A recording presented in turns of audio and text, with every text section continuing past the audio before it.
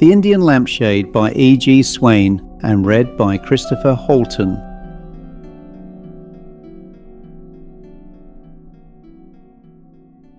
Tonight's tale is one of the most original supernatural stories written by the English ghost story writer E.G. Swain. Published in 1912 as part of Stoneground Ghost Tales, the Indian Lampshade introduces us once again to the Reverend Mr Batchel, whose comfortable and orderly existence is unexpectedly disturbed by an unusual gift from India. An old reading lamp fitted with an exotic orange-red shade appears to possess a remarkable property.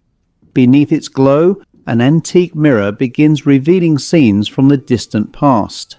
What follows is not merely a ghost story, but a haunting historical mystery, one of theft, betrayal, conscience and justice, that gradually unfolds before Batchel's astonished eyes. Swain's genius lies in allowing the supernatural to emerge quietly, almost casually, until both the reader and his protagonist find themselves utterly captivated. If you enjoy the restrained English ghost stories of M.R. James, rich in atmosphere rather than shock, then I think you'll find much to admire here. Settle back, lower the lights, and let us discover what secrets linger within the Indian lampshade. What has been already said of Mr. Batchel will have sufficed to inform the reader that he is a man of very settled habits. The conveniences of life, which have multiplied so fast of late, have never attracted him even when he has heard of them. Inconveniences to which he is accustomed have always seemed to him preferable to conveniences with which he is unfamiliar. To this day, therefore, he writes with a quill, winds up his watch with a key, and will drink no soda water but from a tumbling bottle with the cork wired to its neck. The reader accordingly will learn without surprise that Mr. Batchel continues to use the reading lamp he acquired 30 years ago as a freshman in college. He still carries it from room to room as occasion requires, and ignores all other means of illumination. It is an inexpensive lamp of very poor appearance, and dates from a time when labour-saving was not yet a fine art. It cannot be lighted without the removal of several of its parts, and it is extinguished by the primitive device of blowing down the chimney. What has always shocked the womenfolk of the Batchel family, however, is the lamp's unworthiness of its surroundings. Mr. Batchel's house is furnished in dignified and comfortable style, but the handsome lamp surmounting a fluted brazen column, which his relatives bestowed upon him at his institution, is still unpacked. One of his younger and subtler relatives succeeded in damaging the old lamp, as she thought irretrievably, by a well-planned accident, but found it still in use a year later, most atrociously repaired. The whole family and some outsiders had conspired to attack the offending lamp, and it had withstood them all. The single victory achieved over Mr. Batchel in this matter is quite recent, and was generally unexpected. A cousin who had gone out to India as a bride, and that of Mr. Batchel's making, had sent him an Indian lampshade. The association was pleasing. The shade was decorated with Buddhist figures which excited Mr. Batchel's curiosity, and to the surprise of all his friends, he set it on the lamp and there allowed it to remain. It was not, however, the figures which had reconciled him to this novel and somewhat incongruous addition to the old lamp. The singular colour of the material had really attracted him. It was a bright orange-red, like no colour he had ever seen, and the remarks of visitors whose experience of such things was greater than his own soon justified him in regarding it as unique. No one had seen the colour elsewhere, and of all the tints which have acquired distinctive names, none of the names could be applied without some further qualification. Mr. Batchel himself did not trouble about a name, but was quite certain that it was a colour that he liked, and more than that, a colour which had about it some indescribable fascination. When the lamp had been brought in and the curtains drawn, he used to regard with singular pleasure the interiors of rooms with whose appearance he was unaccustomed to concern himself. the books in his study, and the old-fashioned solid furniture of his dining room, as reflected in the new light, seemed to assume a more friendly aspect, as if they had previously been rigidly frozen, and had now thawed into life. The lampshade seemed to bestow upon the light some active property, and gave to the rooms, as Mr Batchel said, the appearance of being wide awake. These optical effects, as he called them, were especially noticeable in the dining room, where the convenience of a large table often induced him to spend the evening.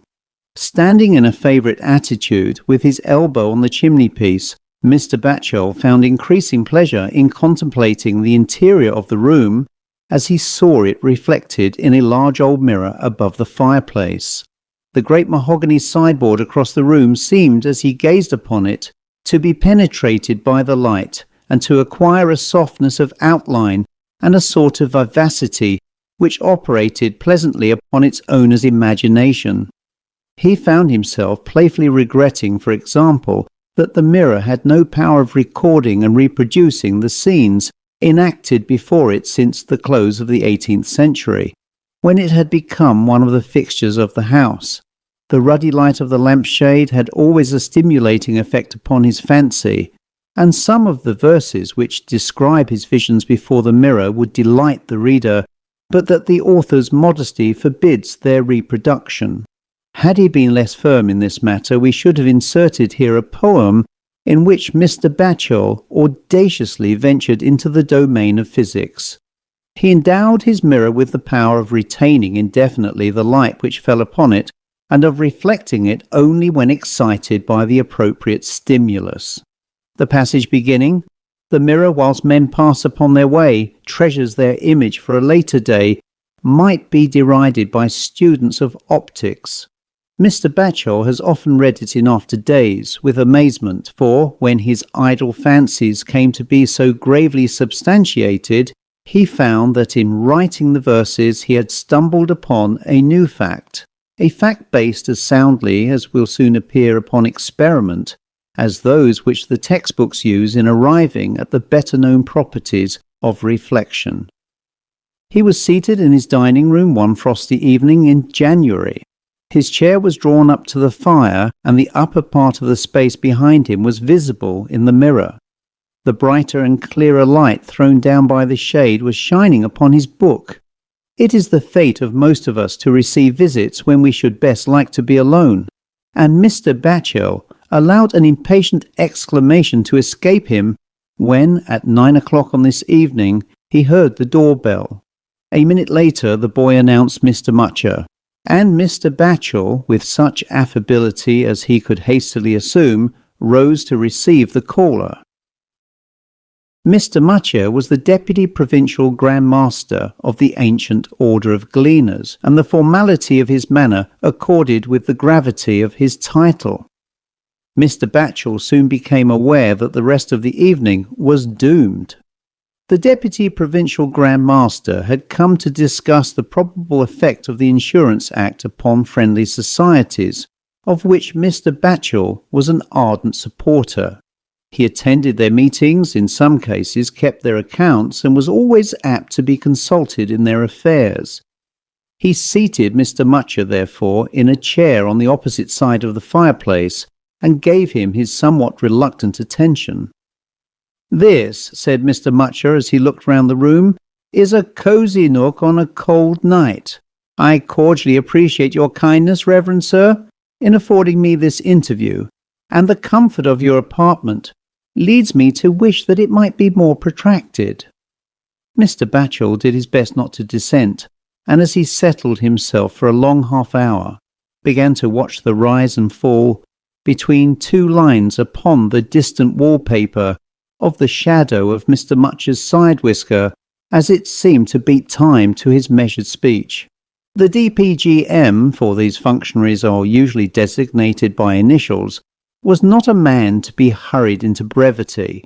His style had been studiously acquired at lodge meetings, and Mr Batchel knew it well enough to be prepared for a lengthy preamble.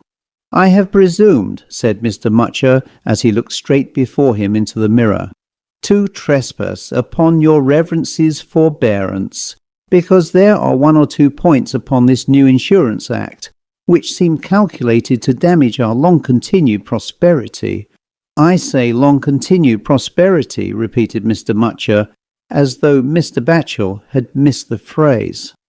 "I had the favour of an interview yesterday," he went on, "with the sub-superintendent of the Perseverance accident and general." These were household words in circles which Mr. Batchel frequented, so that he was at no loss to understand them, and he was unanimous with me in agreeing that the matter called for careful consideration. "There are one or two of our rules which we know to be essential to the welfare of our order, and yet which will have to go by the board, I say by the board, as from July next. Now we are not Medes nor yet Persians." Mr. Mutcher was about to repeat Persians, when he was observed to look hastily round the room, and then to turn deadly pale. Mr. Batchel rose and hastened to his support. He was obviously unwell. The visitor, however, made a strong effort, rose from his chair at once, saying, "Pray allow me to take leave," and hurried to the door, even as he said the words. Mr. Batchel, with real concern, followed him with the offer of brandy, or whatever might afford relief. Mr. Mutcher did not so much as pause to reply. Before Mr. Batchel could reach him, he had crossed the hall, and the doorknob was in his hand.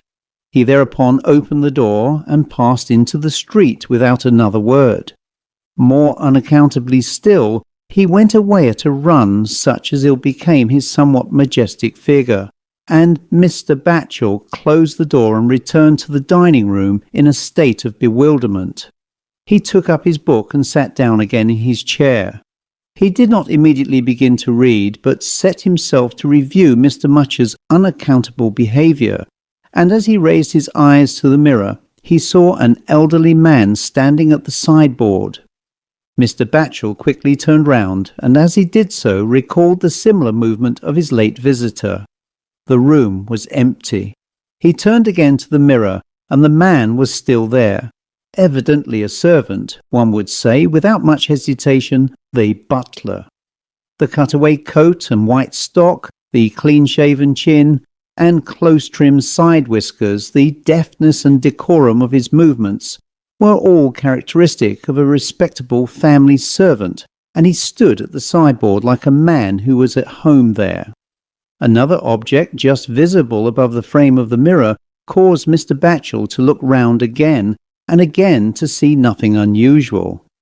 But what he saw in the mirror was a square oaken box some few inches deep, which the butler was proceeding to unlock, and at this point Mr. Batchel had the presence of mind to make an experiment of extraordinary value.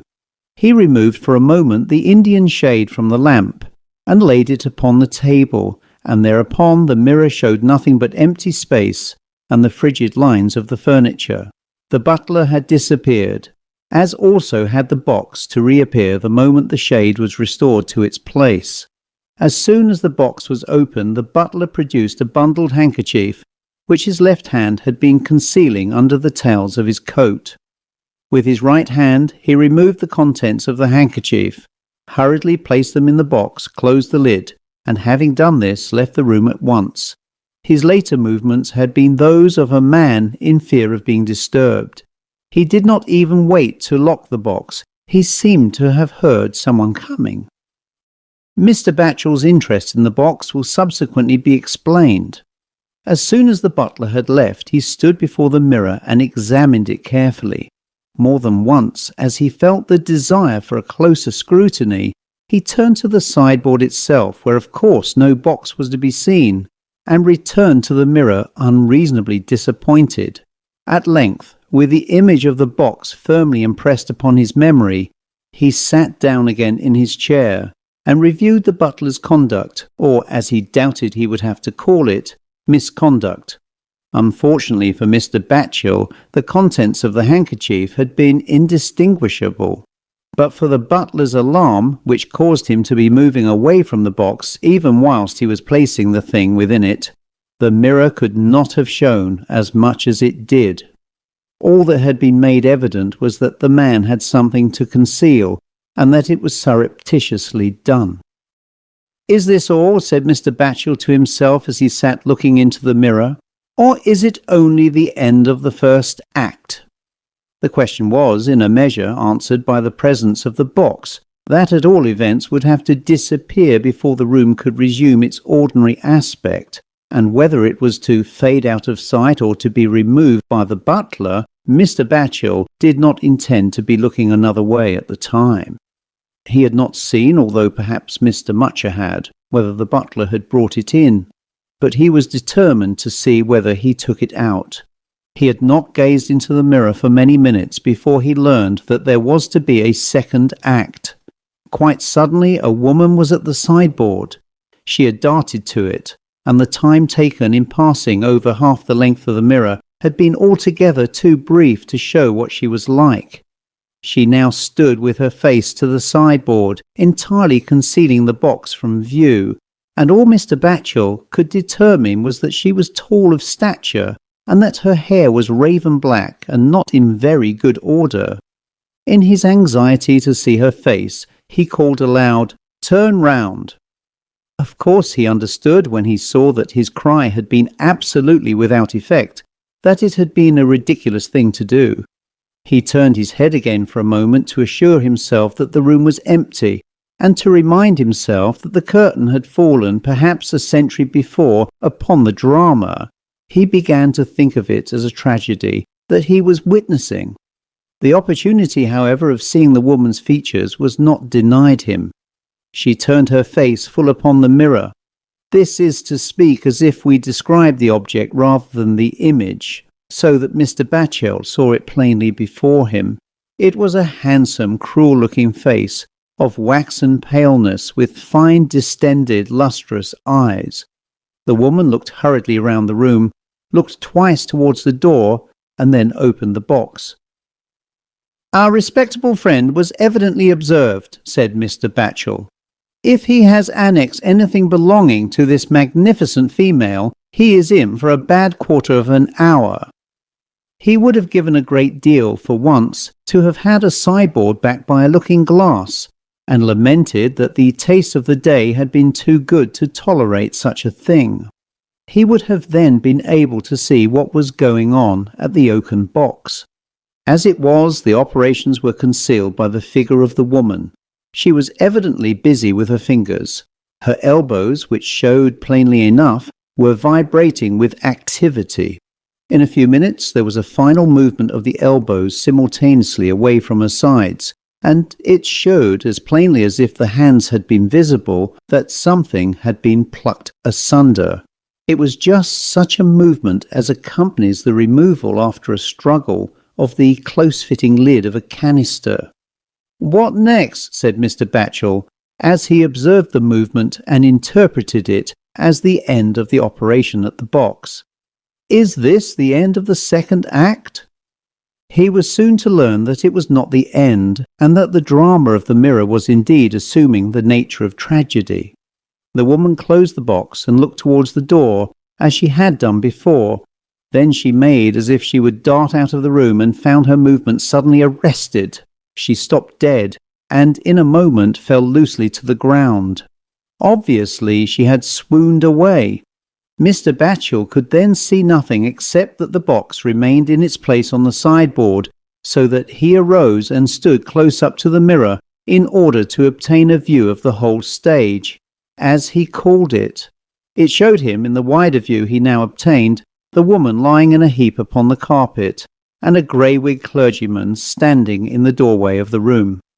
"The Vicar of Stoneground, without a doubt," said Mr. Batchel. "The household of my reverend predecessor is not doing well by him. To judge from the effect of his appearance upon this female, there's something serious afoot. Poor old man," he added as the clergyman walked into the room. This expression of pity was evoked by the vicar's face. The marks of tears were upon his cheeks, and he looked weary and ill. He stood for a while looking down upon the woman who had swooned away, and then stooped down and gently opened her hand. Mr. Batchel would have given a great deal to know what the vicar found there. He took something from her, stood erect for a moment with an expression of consternation upon his face. Then his chin dropped, His eyes showed that he had lost consciousness, and he fell to the ground, very much as the woman had fallen. The two lay side by side, just visible in the space between the table and the sideboard. It was a curious and pathetic situation. As the clergyman was about to fall, Mr. Batchel had turned to save him, and felt a real distress of helplessness at being reminded again that it was but an image that he had looked upon. The two persons now lying upon the carpet had been for some 100 years beyond human aid. He could no more help them than he could help the wounded at Waterloo. He was tempted to relieve his distress by removing the shade of the lamp. He had even laid his hand upon it, but the feeling of curiosity was now become too strong, and he knew that he must see the matter to its end. The woman first began to revive. It was to be expected, as she had been the first to go. Had not Mr. Batchel seen her face in the mirror, her first act of consciousness would have astounded him. Now it only revolted him. Before she had sufficiently recovered to raise herself upon her feet, she forced open the lifeless hands beside her and snatched away the contents of that which was not empty. And as she did this, Mr. Batchel saw the glitter of precious stones. The woman was soon upon her feet and making feebly for the door, at which she paused to leer at the prostrate figure of the clergyman before she disappeared into the hall. She appeared no more, and Mr. Batchel felt glad to be rid of her presence. The old vicar was long in coming to his senses. As he began to move, there stood in the doorway the welcome figure of the butler. With infinite gentleness he raised his master to his feet, and with a strong arm supported him out of the room, which at last stood empty. "That, at least," said Mr. Batchel, "is the end of the second act. I doubt whether I could have borne much more. If that awful woman comes back, I shall remove the shade and have done with it all. Otherwise, I shall hope to learn what becomes of the box, and whether my respectable friend, who has just taken out his master, is or is not a rascal." He had been genuinely moved by what he had seen, and was conscious of feeling something like exhaustion. He dare not, however, sit down, lest he should lose anything important of what remained. Neither the door nor the lower part of the room was visible from his chair, so that he remained standing at the chimney-piece, and there awaited the disappearance of the oaken box. So intently were his eyes fixed upon the box, in which he was especially interested, that he all but missed the next incident. A velvet curtain which he could see through the half-closed door had suggested nothing of interest to him. He connected it indefinitely, as it was excusable to do, with the furniture of the house, and only by inadvertence looked at it a second time. When, however, it began to travel slowly along the hall, his curiosity was awakened in a new direction. The butler, helping his master out of the room 10 minutes since, had left the door half open, but as the opening was not towards the mirror, only a strip of the hall beyond could be seen. Mr. Batchel went to open the door more widely, only to find, of course, that the vividness of the images had again betrayed him. The door of his dining room was closed, as he had closed it after Mr. Mutcher, whose perturbation was now so much easier to understand. The curtain continued to move across the narrow opening, and explained itself in doing so. It was a pall. The remains it so amply covered were being carried out of the house to their resting place, and were followed by a long procession of mourners in long cloaks. The hats they held in their black-gloved hands were heavily banded with crape, whose ends descended to the ground, and foremost among them was the old clergyman, refusing the support which two of the chief mourners were in the act of proffering. Mr. Batchel, full of sympathy, watched the whole procession pass the door, and not until it was evident that the funeral had left the house did he turn once more to the box. He felt sure that the closing scene of the tragedy was at hand, and it proved to be very near. It was brief and uneventful. The butler very deliberately entered the room, threw aside the window curtains, and drew up the blinds, and then went away at once, taking the box with him. Mr. Batchel thereupon blew out his lamp and went to bed, with a purpose of his own to be fulfilled upon the next day. His purpose may be stated at once. He had recognised the oaken box and knew that it was still in the house. 3 large cupboards in the old library of Vicar Whitehead were filled with the papers of a great lawsuit about tithe, dating from the close of the 18th century. Amongst these, in the last of the 3 cupboards, was the box of which so much has been said. It was filled, so far as Mr. Batchel remembered, with the assessments for pause rate of a large number of landholders concerned in the suit, and these Mr. Batchel had never thought it worth his while to disturb. He had gone to rest, however, on this night with the full intention of going carefully through the contents of the box. He scarcely hoped, after so long an interval, to discover any clue to the scenes he had witnessed, but he was determined at least to make the attempt. If he found nothing, he intended that the box should enshrine a faithful record of the transactions in the dining room. It was inevitable that a man who had so much of the material of a story should spend a wakeful hour in trying to piece it together. Mr. Batchel spent considerably more than an hour in connecting, in this way and that, the butler and his master, the gypsy-looking woman, the funeral, but could arrive at no connection that satisfied him. Once asleep, he found the problem easier and dreamed a solution so obvious as to make him wonder that the matter had ever puzzled him. When he awoke in the morning also, the defects of the solution were so obvious as to make him wonder that he had accepted it. So easily are we satisfied when reason is not there to criticize. But there was still the box, and this Mr. Batchel lifted down from the 3rd cupboard, dusted with his towel, and when he was dressed, carried downstairs with him. His breakfast occupied but a small part of a large table, and upon the vacant area he was soon laying, as he examined them one by one, the documents which the box contained. His recollection of them proved to be right. They were overseers' lists of parochial assessments, of which he soon had a score or more laid upon the table. They were of no interest in themselves, and did nothing to further the matter in hand. They would appear to have been thrust into the box by someone desiring to find a receptacle for them. In a little while, however, the character of the papers changed. Mr. Batchel found himself reading something of another kind, written upon paper of another form and colour. Irish bacon to be had of Mr. Broadley, hop merchant in Southwark. Racing wine is kept at the wine and brandy vaults in Catherine Street. The best hones at Mr. Forster's in Little Britain. There followed a recipe for a rheumatic mixture, a way of making a polish for mahogany, and other such matters. They were evidently the papers of the butler. Mr. Batchel removed them one by one, as he had removed the others. Household accounts followed, 1 or 2 private letters, and the advertisement of a lottery. And then he reached a closed compartment at the bottom of the box, occupying about half its area. The lid of the compartment was provided with a bone stud, and Mr. Batchel lifted it off and laid it upon the table amongst the papers. He saw at once what the butler had taken from his handkerchief. There was an open pocket-knife with woeful-looking deposits upon its now rusty blade. There was a delicate human finger, now dry and yellow, and on the finger a gold ring. Mr. Batchel took up this latter pitiful object and removed the ring, even now not quite easily.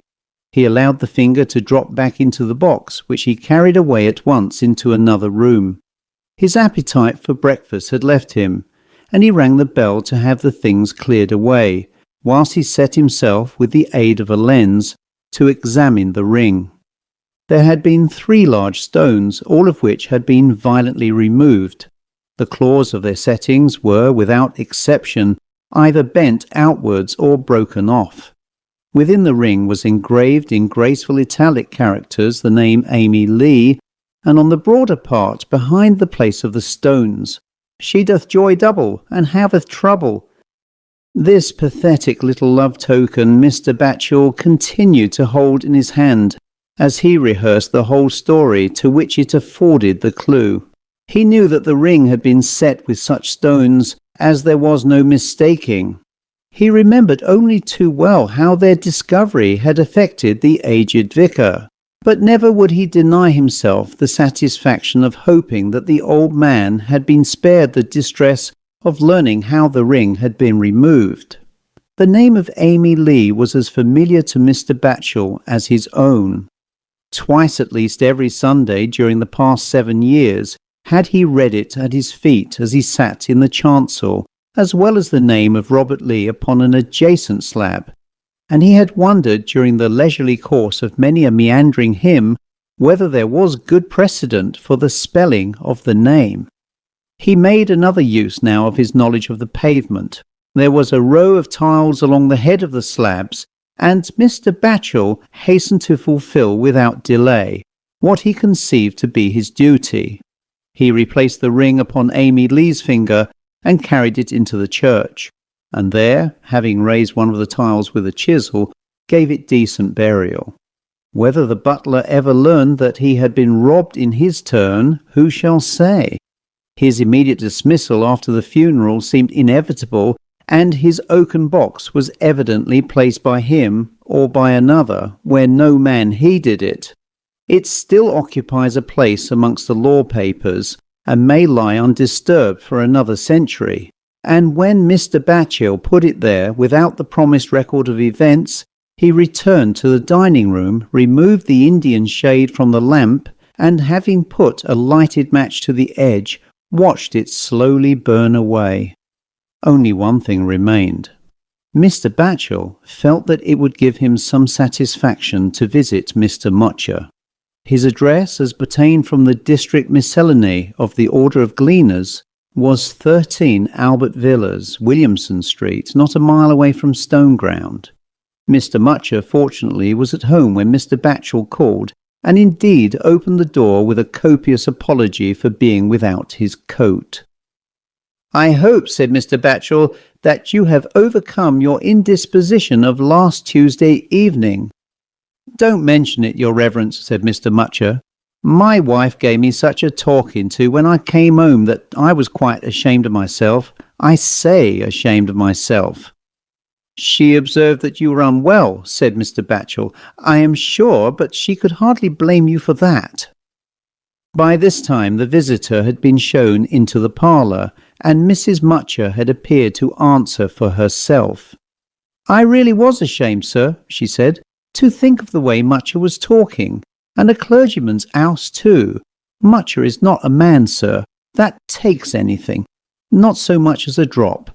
But he is wonderful partial to cold pork, which never does agree with him, and never did at night in particular." "It was the cold pork, then, that made you unwell?" asked Mr. Batchel. "It was, your reverence, and it was not," Mr. Mutcher replied. "For internal discomfort there was none, I say none, but a little light-headed it did make me, and I could have swore, your reverence, saving your presence, that I saw an elderly gentleman carry a box into your room and put it down on the chiffonier." "There was no one there, of course," observed Mr. Batchel. "No," replied the DPGM, "there was not, and the discrepancy was too much for me. I hope you will pardon the abruptness of my departure." "Certainly," said Mr. Batchel. "Discrepancies are always embarrassing. And you will allow me one day to resume our discourse upon the subject of national insurance," he added when he showed his visitor to the door. "I shall not have much leisure," said Mr. Batchel audaciously, taking all risks, "until the Greek kalends." "Oh, I don't mind waiting till it does end," said Mr. Mutcher.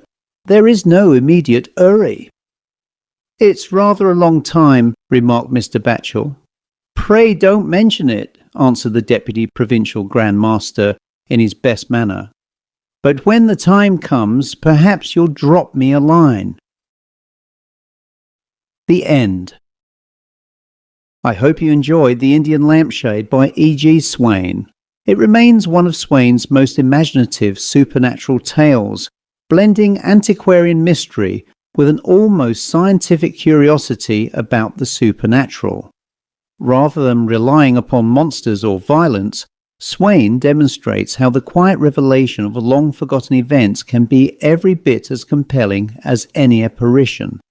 If this was your first encounter with Mr Batchel, there are many more remarkable stories waiting to be discovered from Stoneground Ghost Tales, each combining gentle humour, village life, and supernatural mysteries with unmistakable English charm. If you enjoyed tonight's narration, please consider liking the video, subscribing to Haunted Tales of Darkness, and leaving a comment below. I always enjoy hearing your thoughts and discussing these forgotten classics with fellow lovers of traditional ghost stories. Until next time, good night. For several years, I've devoted myself to creating original ghost stories, strange tales, atmospheric narrations, and supernatural fiction through Haunted Tales of Darkness. What many people perhaps do not realize is the amount of work involved behind the scenes. The writing, editing, research, recording, artwork, publishing, and production that goes into trying to create something worthy of the great tradition of classic supernatural storytelling. I continue to do it because I genuinely love the work. Some months ago, however, YouTube effectively removed my ability to earn revenue from the channel, claiming that my content was somehow inauthentic. I was far from alone in this, as many other readers, writers, and narration channels were similarly affected. Ironically, this has happened at a time when the platform itself is increasingly flooded with AI-generated material. Part of the issue, I suspect, is that YouTube strongly favours midstream advertising, which is completely at odds with the kind of immersive storytelling experience I try to create. Interrupting a ghost story midway through with loud advertising breaks the atmosphere and destroys the flow for both reader and listener alike. A number of people have asked whether there is another way to support the channel and my writing directly, and that would be by supporting me through Patreon for anyone who wishes to help support future stories, books, narrations, and projects. There is absolutely no obligation, of course. Watching, listening, commenting, and sharing the work already helps enormously. But for those who would like to contribute monthly or simply leave the occasional gift of support, it would be deeply appreciated and would directly help me continue creating new material. Thank you to everyone who has followed and supported Haunted Tales of Darkness over the years.